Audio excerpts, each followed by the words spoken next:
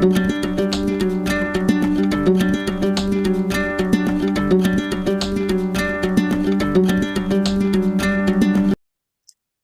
my name is Jennifer Shlomovich, and I'm a vegan confidence coach.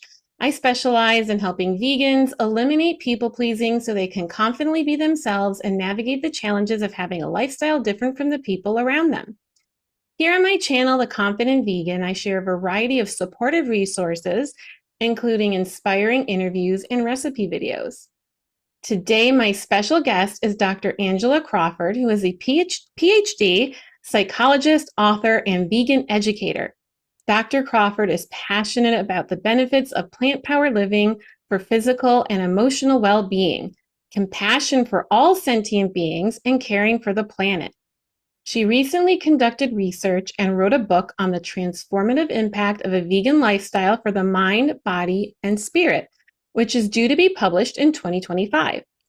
Dr. Crawford has also co-created the Vegan Transition Coach Certification Program designed to provide tools and guidance to transition to a plant-based lifestyle.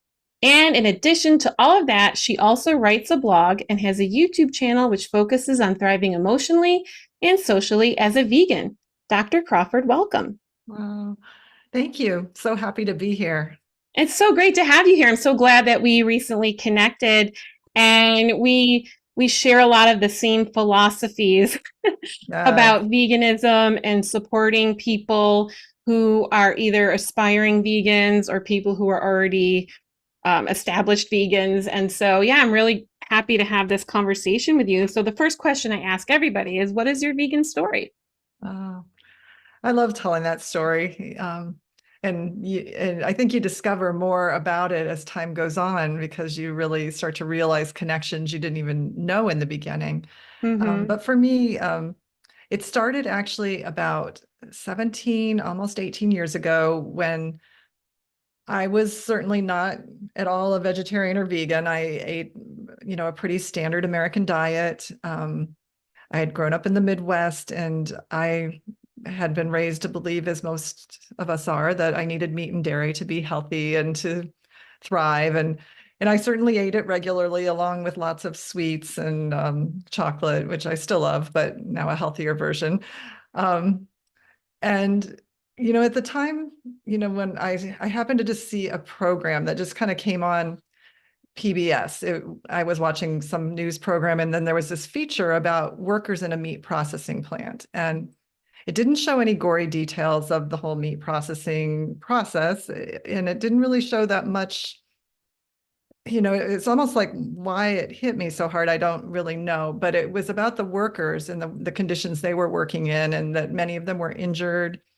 And because the work was, dangerous and repetitive. And because many of them were immigrants or had other, financial constraints, they didn't see other financial options, and they weren't allowed to report their injuries often because they were at risk of losing their job.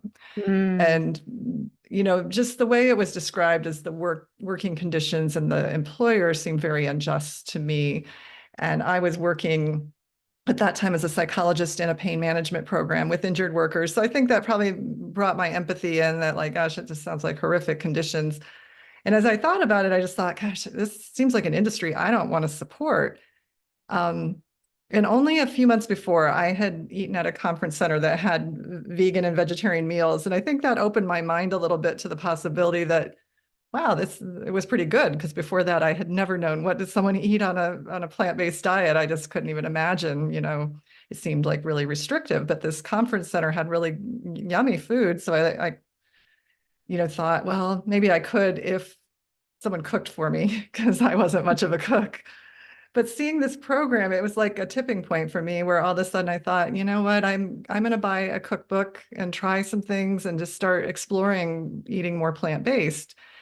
And so the very next day after seeing this program, I bought a vegetarian cookbook, and I made a vegetarian lasagna, like with artichokes and red peppers, and shared it with my in-laws, and everybody liked it. And, I'd never seen myself as a cook. In fact, I had to go out and buy like pots and pans because I didn't have any, any of the right things, but I loved the journey of making this food. It was like colorful, and I wasn't handling dead animal flesh. I didn't realize that that had bothered me before because I thought I had to do it. So, and as I realized, like, I don't like how the workers are treated, it wasn't long for me to kind of connect with, well, what do you feel about how the animals are treated or what happens to the animals?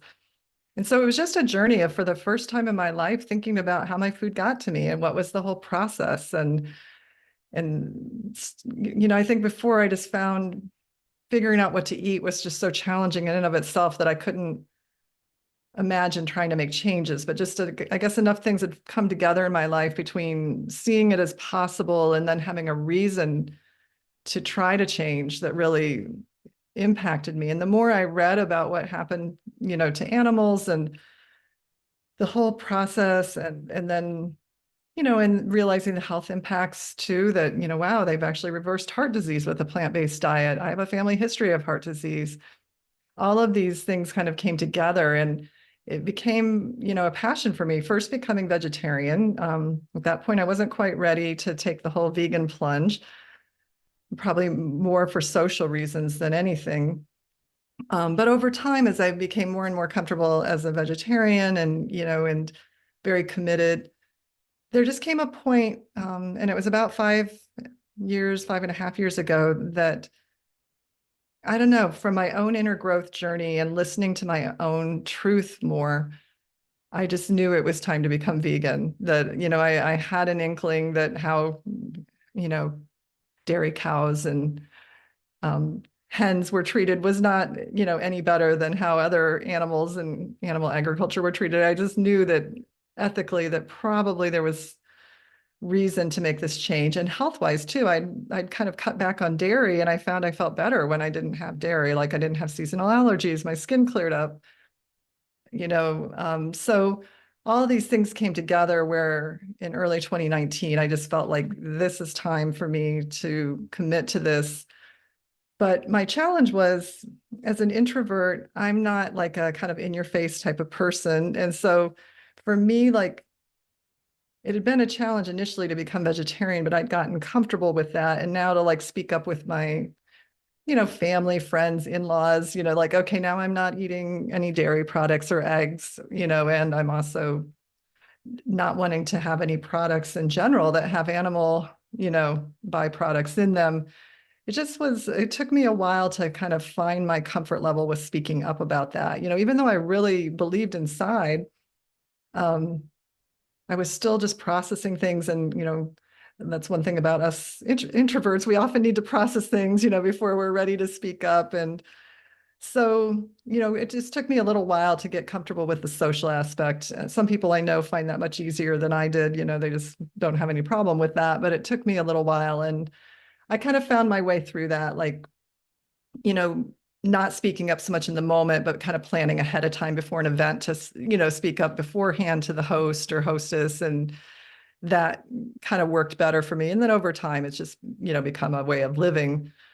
And, when I became vegan, I think when I made the emotional connection, like with what happens to dairy cows and hens, I just knew that it was time to like bring my veganism beyond just my own personal life choice, but into like what I did professionally. That I'm a psychologist. I had at that time was a psychotherapist, and, had been for 20 years. And I just wanted to bring my background in psychology, and also, some of my background was also health psychology as well as, general clinical psychology. I wanted to bring that background to help raise awareness about the benefits of a vegan lifestyle, as well as just in any way that I could sort of help the movement, I guess, and sort of figure out where my niche was to make a difference, which is what led to me doing research to write a book, and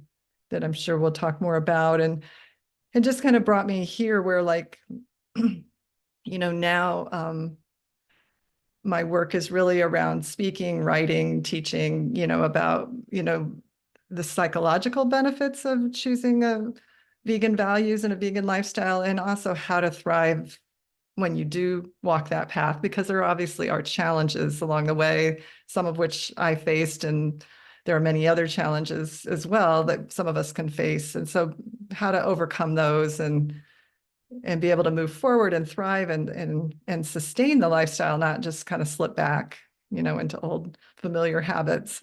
So that's sort of, I guess, a summary of my journey. I really appreciate you sharing all that. There's a lot I can relate to in with your story in different ways. For me, it started with having a sensitivity with dairy Mm, and just reading. I was having skin issues and sinus issues, which you were also mentioning. And I was just starting to realize there was a correlation with eating certain things and having flare ups with symptoms. And so then I started Googling. And then I was seeing different foods that can contribute, and dairy was one of them. So I did this experiment for like 30 days to see how I would feel without being with dairy products. And I felt better in ways I didn't even realize I was feeling bad before, right? Like that was just my like standard operating system. I just didn't realize just how dairy was impacting me until I moved it out of my diet for 30 days. And then I started going to Pinterest, looking up dairy-free recipes, and like you, discovering exciting food, right? Because when I thought of vegans, I thought of boring, restricted lettuce, just, restriction. And I discovered this variety of exciting and creative food. I have heart disease and diabetes in my family. I wanted to start eating healthier. And that was something I was trying to do in general, but it's challenging, especially when food is so good and you don't want to feel deprived. And I came across Forks Over Knives, which is a whole food plant-based platform, and they have a lot of supportive resources. And I was just finding all these creative things that you can make. Like I discovered I was like a much better cook mm, trying these recipes, and I also bought a cookbook. I bought the first Oshi Glows cookbook mm, and just started making things from that. I also got like the Forks Over Knives magazines and their cookbook, and then my cookbook selection started growing from there. And I really liked the food and how I felt. Um, and then I started thinking more about where the food comes from. And this seems to come up a lot with other vegans that I've had conversations with. We have this cognitive dissonance because we just go to the grocery store. It's like we know what it is, but we don't really think about it. And it's interesting that you brought up the workers, because that's a whole other thing that a lot of us don't think about. The working conditions are horrendous in the animal agriculture industry. And so that's a whole other section of abuse that's happening behind the scenes, as well as the animal abuse that's happening. And so I watched a documentary. It was Vegucated, where I don't know if you saw that one, yes, where I it was like a group of people in New York City decided to try veganism, and they were. I saw it so long ago, but I remember someone was like guiding them through that yeah. process and teaching them about different parts of animal agriculture, health, like everything, environment. And I couldn't look at the slaughterhouse imaging. It's like, again, I knew where it came from, but then it kind of hit me. Yeah. And there was this part of me that wanted to become vegan, but there was a social aspect. Like, I'm a recovering people pleaser. I've healed a lot of that part of myself, but then I got confronted with other layers of people pleasing. Like, my family's not going to want to be vegan. What am I going to do when I go to someone's house? What am I going to do with social things? And that held me back for a couple of years. So I started making more recipes and trying it out, but not like fully committing to it until like 2 years later, until finally I reached that point where like my soul was screaming at me to go vegan, because I didn't want to participate in that. I did, and I think too we go through stages where things change a little bit more, a little bit more. For me in the beginning, I still made non-vegan food for my family. And then recently, a few months, we became empty nesters last year. And so I told my husband, I'm like, you're going to have to do the meat part, and, the meat stuff and, the non-vegan food. And which he did, he was understanding, and I just make everything else. So, um, yeah, I think, we go through different stages, and then when we feel fully ready, then we can step into that next part of the vegan journey. Yeah, I resonate with a lot of what you shared as well. Yeah, and that's also what inspired me to do the work that I'm doing, because I realize that there's a need for support out there, because and food is such a big part of everything, right? Social gatherings, family functions, just everything. Yeah. And holidays and memories and cultural traditions. And then on top of that, also, it's just when you're doing something different from everyone else that and people don't understand, or they have a lot of misconceptions about it, they're going to judge, they're going to make comments, it's going to feel uncomfortable.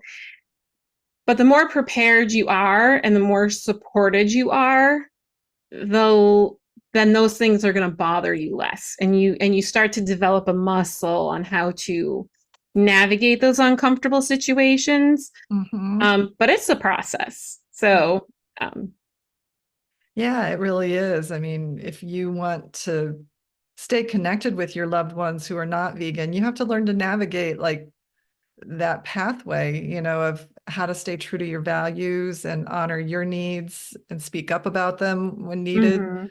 but also how to stay connected through differences, which I think a lot of us in our culture, we just kind of, I don't know, it seems like there's a trend to just cutting off from people when there's differences, versus Yeah. either people pleasing or cutting off, it seems like it's always often one of those extremes. Right. And when all we really need to do is just accept what other people are doing. I don't push veganism on people I have, a meal with who aren't vegan. If they ask me questions, I'll answer them. Sometimes people are curious, and a lot of the time people are asking questions from a place of curiosity. Mhm. And then sometimes you get the snarky comments and the Yes. other stuff too. But yeah, it's definitely something to transition and navigate for sure. And so I want to ask you more about the book that you are going to be putting out next year, because that sounds like it's going to be an amazing resource Yeah, for everyone who's navigating those challenges. Can you share a little bit more about the book? sure. The book came about because as I became vegan and made that commitment and worked through the challenges and learned to speak up in my own way, the ways that Mhm. work for me anyway, I felt like there was such a transformation in my life. I felt like I felt more true to myself. I felt more at peace because I was really truly honoring certain values. I felt a sense of purpose, like that something I could do could make a difference for so many things I cared about in a way that nothing else ever did. Like, by not eating animals, you're not only saving animal lives, you're helping, with the planetary problems and climate change, you're helping with human health. There's so many things, you're taking a stand for compassion and, in creating a more compassionate world. You're caring for nature. There's all these ways that it makes a difference for all these problems that our world faces. It's a step towards helping so many things. And so all of those things came together for me. And as I met different vegans, that's another thing is like, it became very easy to connect with a sort of a tribe of other vegans across the world. Yeah. In my previous work, I was sort of isolated, just sort of working one-on-one with people. And then suddenly as a vegan who became involved in some different networking groups and things like that, I, met people from all over. And as I met them, a lot of them had similar transformations. Yes, there are challenges, and my book does touch on those, but there's also a lot of positives that are not always really acknowledged or seen by especially the person that's a pre-vegan. They don't, I know I didn't see, like, it seemed depriving, but now why do so many of us find it abundant? And all that you described, like, wow, my food palette really opened up. There's all these different things I eat that I enjoy. Um, there's so many positive changes. So I wanted to study that. I knew there was a lot of research on the health benefits of eating whole food plant-based, which is, a form of veganism, vegan eating anyway. And I wanted to look at, like, well, how does it affect us emotionally and spiritually? So I Mhm. did a survey with vegans and then followed up with interviews.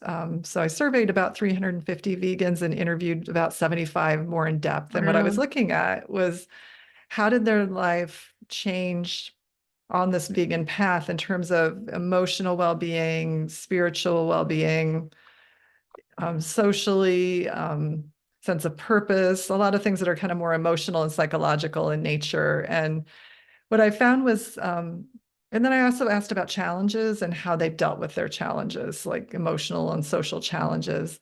Hmm. And so the book really, it covers first like 7 core principles of transformation that came up. And then it has some chapters also about the challenges emotionally and socially that were reported, and strategies that both the people I interviewed reported helped, as well as just what I found through other research seemed to be helpful as well.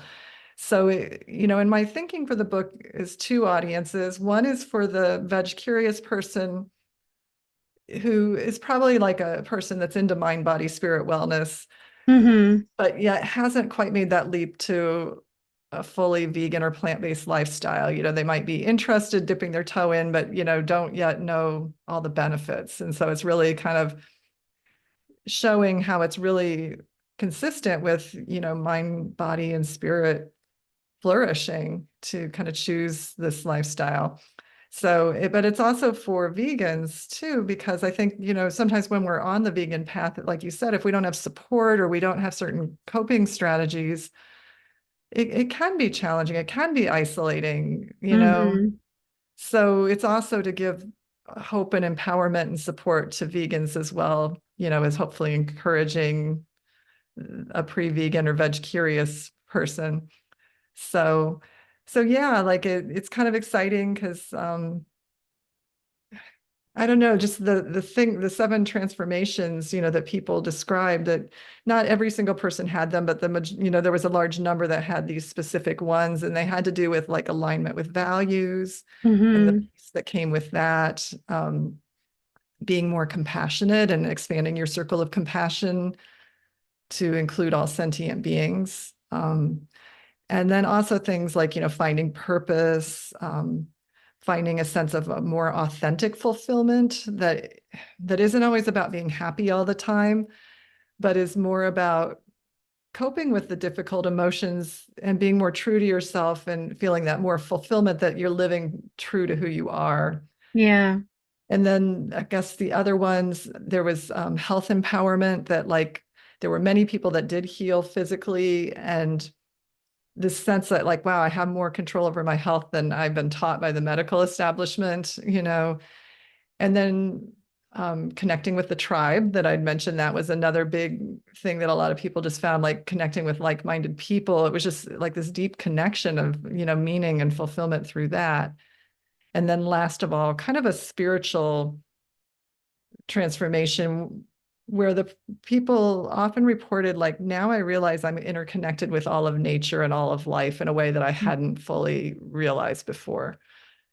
So those were like some of the transformations that were reported. And then I went on to also address challenges and coping with challenges. So yeah, it's due out in 2025. I'm working with Lantern Publishing, and so we're in the process of editing right now. It's written, but just kind of final things being worked out to get it ready. Well, I'm looking forward to reading it when it comes out. It sounds like a must-have tool Yeah, I'm for hoping vegans so. wherever they are in their vegan journey. And at one point we were pre-vegans, right? Yes, So we were curious, we got a cookbook, yes.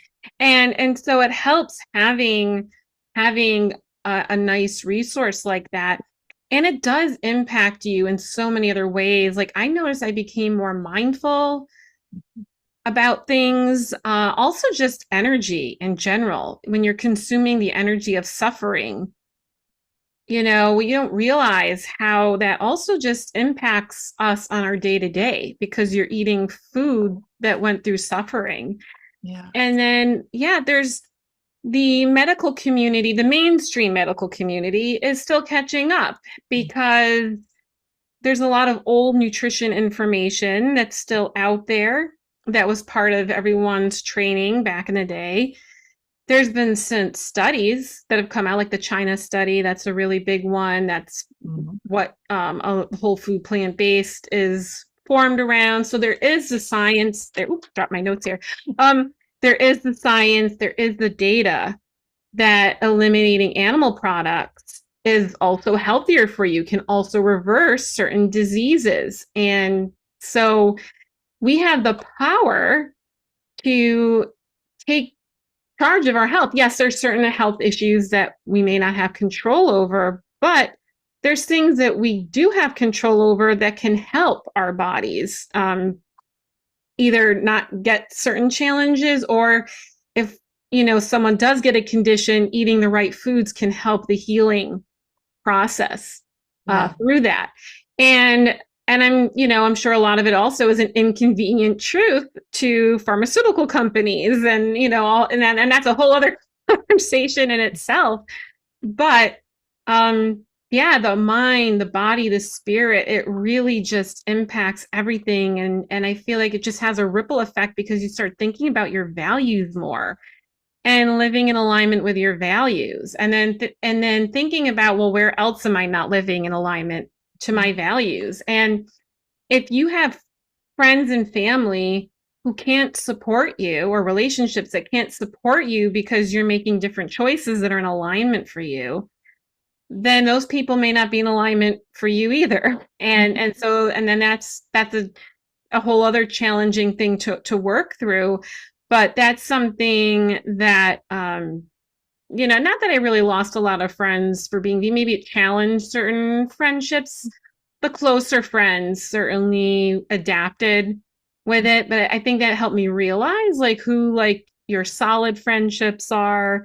Um, and so, yeah, I feel like it opens up a whole other world of understanding for yourself and just what you're in alignment with and what you're not in alignment with. And so, yeah, those are those extra things you get from being. Yes.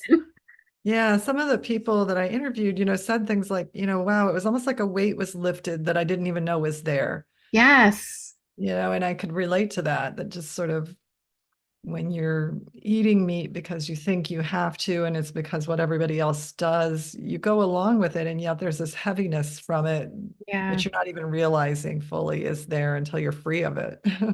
Like for me, it's so absolutely. freeing not to like have to cook with meat or animal products, and to be able to eat free of that. Absolutely. And I think too, it also then brings awareness to, again, like, what else are you not in alignment with? If Mhm. you're tolerating eating food that's not what you really want to eat, then what other things are you tolerating in your life that you really don't want to? Yeah. Right? There's a saying I've heard on a podcast a long time ago, like how we do everything is how we do everything. So if and that's like for me, that was with people pleasing. I might have strengthened my skills in one area, but another area, an untapped area where I haven't challenged it yet, took me some time to like, because that was just my natural operating system. Yes. And so if you're someone who tolerates things on a regular basis that you don't really want to tolerate, if you're doing that with your food, then chances are you're probably doing that in other areas of your life. And Right. so it certainly can open up a lot of different things. Yeah, it can. It's a very visible way of recognizing, I don't know where you're maybe out of alignment. And like you say, that does open the door to realizing things that might not be quite as visible or you might not be quite as aware of. Yeah. Yeah, no, Yeah. that's huge. 100%. So what are some common challenges emotionally and socially that you've seen in your work with vegans? And then what are some tips to help navigate some of those challenges? Okay. So, I think socially that's probably apparent to a lot of us on the vegan journey of the challenges part of it, in that you named some of it earlier, that our culture is very centered around meat centric food. So, when we do our traditions, our family traditions, our holidays, our social traditions, we eat out, we travel, you just see how predominant animal foods are on the menu, and other people eating them. And so, the first challenge for vegans is just, one, there's a practical challenge. How do I, find vegan food, and how do I make sure that I have food that I can eat when I'm at different events or when I'm traveling? So there's kind of that practical. And then there's the social of, how do I speak up to express my needs? And again, we all vary there, where some of us are the people pleasers and not wanting to, create disruption. And then other people might have no problem speaking up, but maybe some of them do it in an aggressive way that kind of also creates probably unnecessary conflict sometimes, and so Yeah. there's these challenges we face of like being too passive or being too aggressive, and not finding that middle ground of how to like be assertive, which is a way of speaking up that's respectful to yourself and your own needs and boundaries, but also is respectful to the other person, and so that's, one challenge is just, how do we handle these social situations that are so prevalent in our life, and handle it in a way that feels good to us, and when possible, still maintains connection with the people that really matter to us. Yeah. Separating out our desire to honor our values from also our desire to honor and our connections and our relationships, and that they don't have to be mutually exclusive. Even if, the people in our life are not yet vegan, there are ways to stay connected, and ways that we can be true to ourselves at the same time. So those are kind of some of the social issues. And then the emotional challenges, well, first of all, if we're having social challenges, that's going to affect us emotionally, because we're social creatures. Yeah. And we're really, as much as we like to sometimes think of ourselves as individuals and all that, we are wired to need connection and for our relationships to matter. Studies show in social psychology that there's a tendency for us to want to conform and kind of fit in, and feel like part of, a group. Mhm. So all these things can make it emotionally hard if we're not feeling supported by, our loved ones on this vegan path. And then there's the emotional challenge, especially if we become ethical vegans, where we have really witnessed what happens to animals. There can be varying levels of emotional distress around that, and Yeah. and people that work more directly in, animal protection and things like that may face even a higher level, because they might witness even more often the kind of violent scenes or others, distressing images of what happens to animals. So, and it can be shocking, I think, when we first realize what happens in animal agriculture, that others around us seem oblivious, as we once were, but that they're not moved by our sharing. Like, we share what we're discovering, and like people around us are just like kind of cut off from it, and being like, I don't really want to hear, or, Yeah. are seemingly unmoved by it. And so that all can be really shocking to us. I think for me, it was a journey to realize, it, to understand Melanie Joy's work, psychologist Melanie Joy, who wrote Why We Love Dogs, Eat Pigs, and Wear Cows. And Oh, wow. I never heard of that book. yes, I highly recommend her work, and I'll explain a little bit about it. She also wrote another book called Beyond Beliefs that is very good about vegan communication. It's about Mm. communication between vegans, vegetarians, meat eaters, and how to navigate that. So both of her books are highly recommended. And she also has some websites about effective vegan advocacy and things like that. But what she teaches is that she studied, why is it that we do love dogs and cats, but somehow can be disconnected to what happens to pigs and cows and other animals. And, she found that there's just this kind of conditioning that we've all been raised into, that where we are conditioned into believing that eating meat is natural, normal, and necessary. Right. And, because it's just so, it's normal, it's what we all do, it's natural, we've always done it, it's necessary, we're not going to, thrive without it, as these are the messages that we get.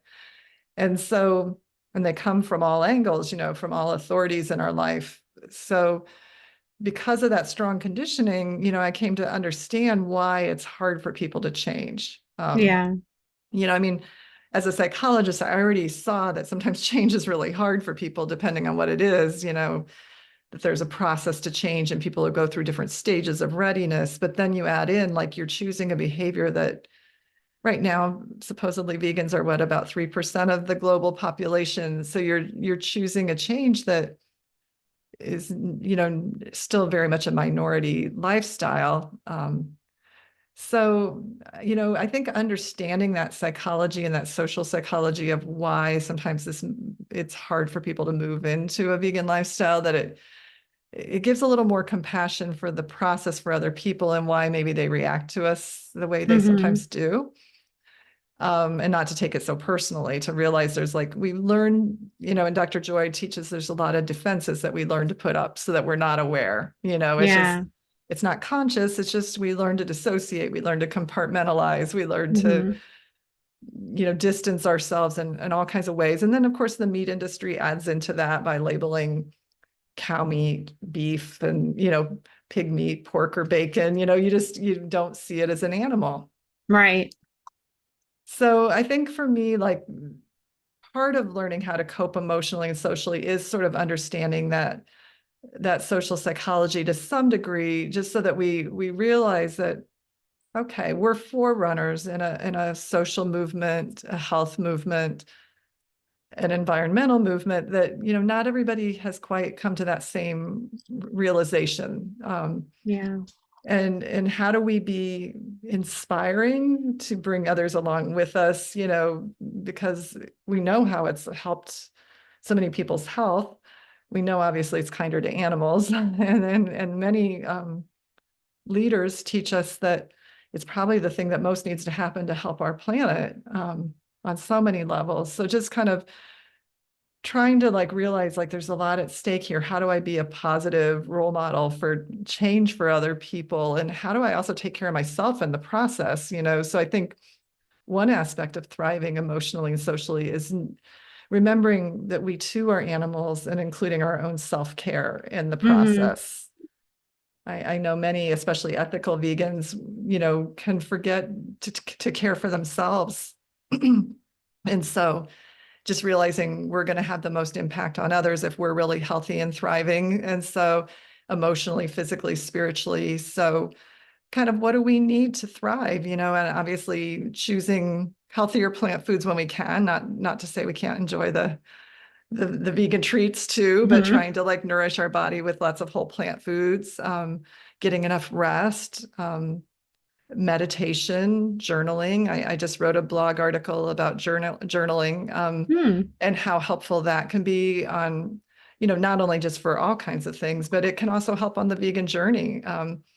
I I've always kept a journal to some degree, but I remember, especially early when I first became vegan, I was really documenting, like, what am I going through in this process, and trying to, like, sort out my feelings about the things that were happening, and what are some new ways to cope with what is happening. Sometimes I'd use it to kind of practice how I might word things in different situations, or what my different options were for coping, and also just to get out different feelings that I was having. Um, so different forms of self-care, from journaling, meditation, diet, sleep, stress management. And then you mentioned earlier support. I think that is just so huge. Like, I don't know how someone can really thrive with a vegan lifestyle without having some, first of all, support in their own network, even if their people around them are not vegan, some people that at least get why they're vegan and support them. Mm-hmm. And then also having vegan friends, even if they're not in your local community, like online or, a Facebook group, something where there's other people you can bounce ideas off of and know that you're not alone in what you're seeing and feeling and experiencing. I think that that's incredibly important. And fortunately, there are so many different communities now. I know you have, different kinds of communities that you Mhm. offer, and there's so many online. Plus, many communities have plant-based or vegan groups in the community too. So looking for that, like meetup groups. Yeah. And then I think a couple other things for coping, staying connected to your why, Yeah. really keep reading, keep learning, keep, maybe even have a little statement that reminds you of why you're on this path. It kind of keeps you motivated during those rough moments. I had to remind myself, like this matters more to me than like discomfort at certain moments when I'm having to navigate these challenges. And like what I have found is like many people do want to support you if they know how. Like Yeah. it's kind of like being more comfortable and realizing, okay, like I can't convince other people to make changes they're not ready for, even if I'd like to. But I can invite them to like support me at least on my journey. I can share why it's important to me. Sometimes in doing that, when they don't feel pressured, they may change too, but they may not, and or at least not right away. And so how can you still like invite them to be a support to you, even if they're not quite yet fully there with the vegan thing yet, so really like all of these different things of staying educated, learning good communication skills, having self-care. Um, and I guess one final thing I'd add is like having ways that you make a positive impact, like that can help a lot too. Just whatever your Hmm. passion is, if you're more in the food end of it, helping other people with by sharing great vegan food. If you're more into the ethics of it, perhaps volunteering with an animal-based organization and, finding your niche or your way of contributing as you have. And as many vegans that I interviewed in my book, I was amazed by how many of them had found ways to contribute their gifts that felt meaningful to them. And if you are a person that finds that you are having major like empathy burnout because you have witnessed so much with what happens to the animals, then you might need a higher level of care, like seeking out either a coach or a therapist or somebody that specializes in helping Yeah. people that are dealing either with trauma or kind of compassion fatigue or any of those types of things where it becomes a little bit more overwhelming for the person. So, Those are really great points that you brought up and things to consider. Journaling was a lifesaver for me even before I was vegan, just dealing with some other challenging parts in my life. And mhm. it's a great resource because you can vent and you can learn a lot about yourself when you're unpacking. We have a lot of stuff floating around in our brains. We don't Yeah, realize until we just start writing. And then yeah, you sometimes notice themes. And when you create that awareness, that can then help you make other decisions about the kinds of changes you want to make in your life. And just, again, being in alignment with what's right for you. When you're feeling stressed and anxious around certain people or situations, what in that situation is causing that, right? Like, why are you feeling that way, right? It's so yeah. important to unpack why we have the feelings that we have because we have them for some kind of a reason. So we don't take a lot of time to pause. When I got into coaching, I got my coaching certification in 2017 around the same time that I became vegan. And that whole process, that 10-month program that I went through, I learned a lot of things about myself that, Mhm. and it coincidentally, part of that process also led to me being, committing to being vegan because I realized that was a part of myself I wasn't being true to myself about. And yeah, there's so many great tools and communities and great resources like yours. And yeah, I have the vegan sip and chat, which is a free meetup. You can go to meetup.com. I'll include the link in the notes below. But yeah, we do a meeting. I've been having guest speakers. I know we were talking about having you on as a future guest speaker. Yes, I'd love that. And so yeah, it's something that it's an experiment that I'm still working out, but I'm my focus is creating a community I wish I had 7 years ago when I was going through those changes. And it's been great meeting people from all different paths with veganism, either almost vegan, but not quite there, or Mhm. um, yeah, there's a camaraderie because you understand what that is. And my son just recently became vegan on his own. He just finished his first year in college. And last fall, he started becoming vegetarian just on his own. And then this summer, when he was came home for the summer and he was asking me a little bit more about what happens in the egg and dairy industry. And when I shared with him some of the horrors that happen there, Mhm. that was kind of like a turning point of okay. And then he watched a documentary that really bothered him and like it and that ties into what you were talking about before, right? When we first realize like it's like we wake up to these things that not everyone else has caught on to or thinks about the same Yes. way, and that can be upsetting in itself. And Yes. kind of just adjusting and then respecting. I think that's the most important key. And I feel like all the things that you shared support all of that. Be the example and find ways. There's so many different ways to advocate for veganism if you don't want to hang out outside of a slaughterhouse or do other types of events that can be really bold at times. Important, and I admire the vegans who are able to do all that.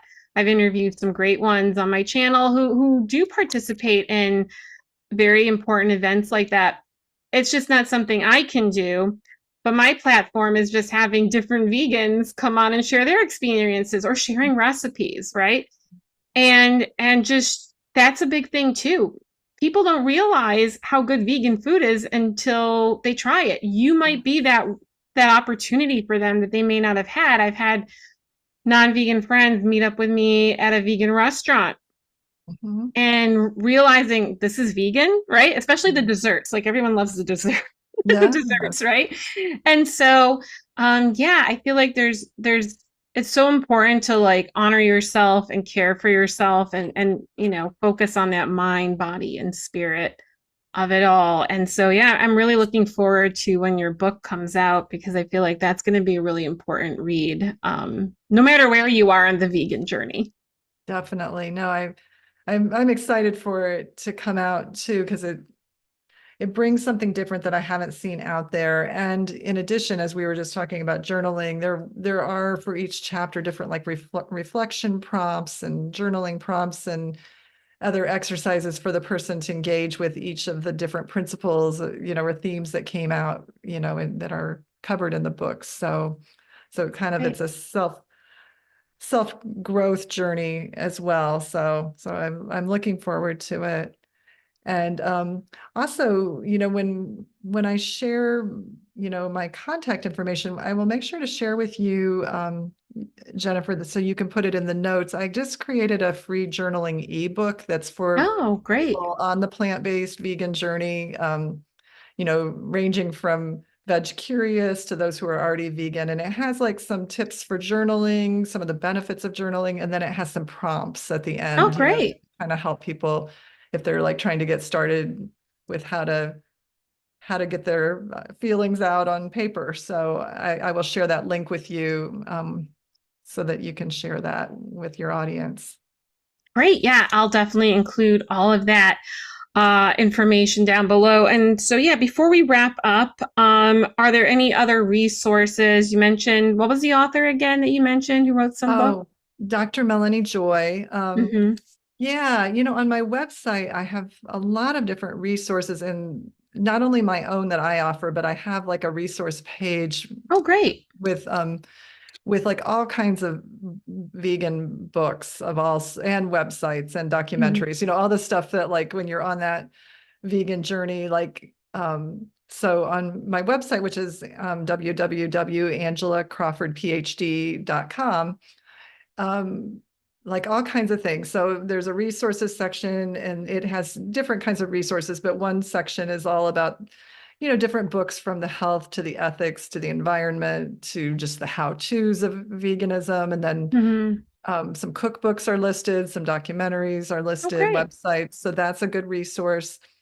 I also have one page under the resource section that is specifically about vegan communication. And so it does list Mm. Dr. Melanie Joy's book, I know for sure there, as well as like the book Vistopia by Claire Mann, which is about Vistopia is kind of the anguish of being vegan in a non-vegan world. And she has some Hmm. tips for communication in her book as well. So I have some different resources like that listed on that um, communication resource page that I have on my website.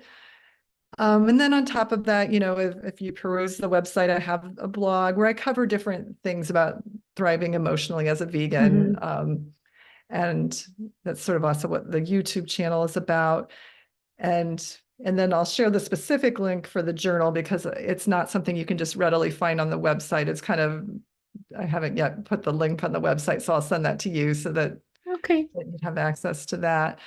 And I guess one other thing that I'm kind of excited about is a colleague and I had just started to, we're getting ready to put out a vegan transition coaching certification. And it's for people who are either, they might be health or fitness coaches or aspiring coaches or life coaches, and they're just wanting tools for helping their clients with that vegan transition, Hmm.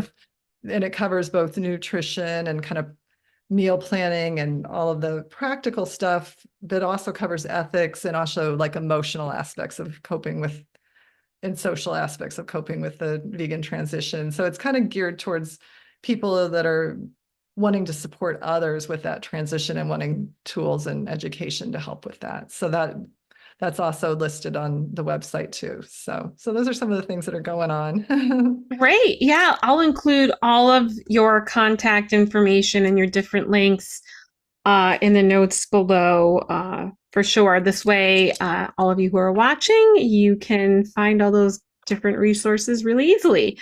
So, Angela, it was really great having you on today. Thank you for stopping by, and I hope you come back when your Yeah. book comes out. I'm Oh, I looking would love forward to to. reading it.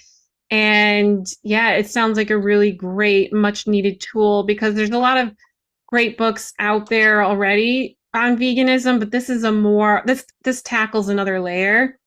And I feel like this is definitely something that's much needed. So I'm excited for when it comes out next year. Well, me too. I will definitely keep you posted, and I would love to join your group at some point, as we talked about. And Yeah, that'd be great. so honored to be here. I love what you're doing. I think it's, really important and helpful for people. So, Thank you. I appreciate that. Well, Angela, thanks again for stopping by. And thank you all for tuning in. And I'll see you next time. Bye for now.